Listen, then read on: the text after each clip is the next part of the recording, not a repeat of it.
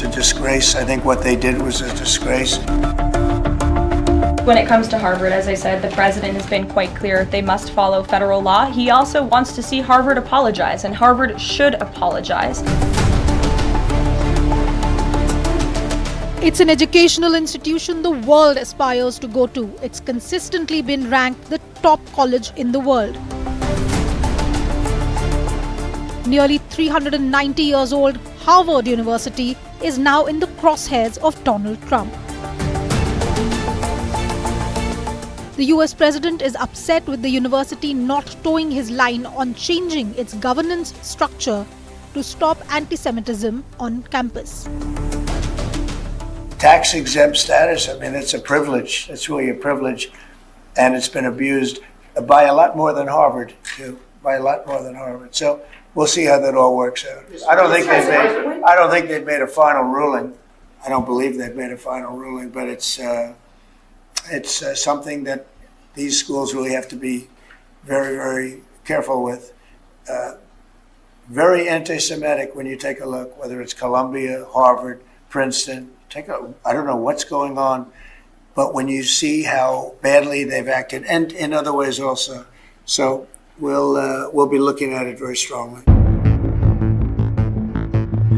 Trump is planning a three-pronged attack on Harvard. The US government has frozen $2.26 billion in grants. The tax-exempt status of Harvard is on the brink of being revoked. And now, the Trump administration has threatened to stop international students from attending Harvard, a step which could squeeze a large revenue source. The moves have turned the spotlight on Harvard's gold hoard, its $53 billion endowment fund. These endowments are a pool of donated assets such as money, stocks, or real estate invested in various financial instruments to generate perpetual income. Of all the top universities in the US, Harvard has the largest endowment fund.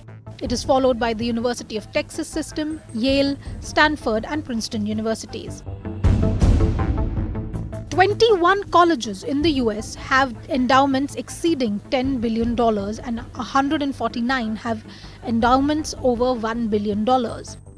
Harvard's endowment alone surpasses the GDP of 97 countries according to IMF figures.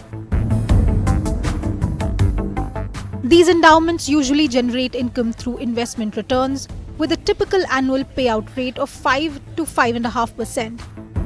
In 2024, endowments saw an average 11.2% net return, up from 7.7% in 2023 and an 8.0% loss in 2022. Usually, around 70% of this income is used by colleges and the rest 30% is plowed back into the endowments to hedge against inflation. According to the available data, institutions spent $30 billion from endowments last year, with nearly half allocated to financial aid. The rest was spent on hiring faculty, campus maintenance, operational costs, and other purposes. For Harvard, income from endowments made up for 37% of the $6.5 billion budget in 2024. Fees brought in $1.4 billion. Government and non-government grants accounted for more than $1 billion. Gifts and others accounted for around a fourth of the total income.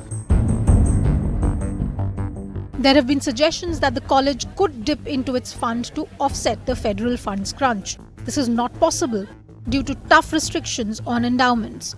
Around 70 to 80% of endowment funds are donor restricted, limiting flexibility. Only 20 to 25% is discretionary, and it is insufficient for large-scale replacements. Also, endowments are designed for long-term stability and allow spending of just 4 to 5% generated in annual income to preserve value. Drawing more risks future insolvency.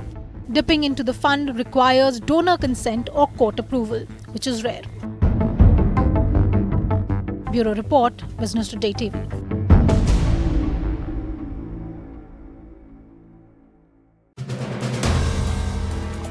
If you like the video, do like, comment, share and subscribe.